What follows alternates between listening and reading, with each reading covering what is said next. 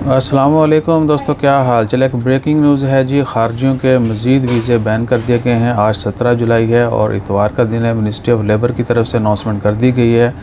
207 title जो हैं वो अब खारजियों के लिए बैन करने का ऐलान कर दिया है।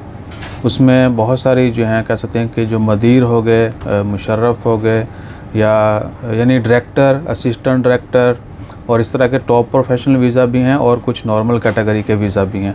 अरेबिक लिस्ट जो है उसका लिंक मैं नीचे डिस्क्रिप्शन में डाल रहा हूँ। पहले कमेंट में जो है पिन कर दिया गया है। आप उस लिंक के ऊपर क्लिक करके जो है अरेबिक टाइटल वो देख सकते हैं। और जैसे ही इंग्लिश लिस्ट आती है या फिर नहीं आएगी तो हम इसको ट्रांसलेशन करके वो भी शेयर कर देंगे। तो ये ब्रेकिंग न्यूज़ है, डिटेल जो है जल्दी शेयर करेंगे।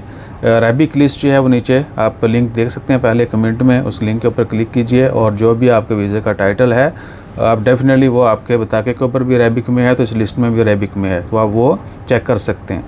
207 किस्म के वीज़े जो हैं खारजियों के लिए बैन कर दिए गए हैं। मज़ीद डिटेल जो है अगली वीडियोज़ में शेयर करेंगे। अपना ख्याल रखिए, दुआ में याद रखिए। जज़ाकल्लाह, अल्लाह हाफ़िज़।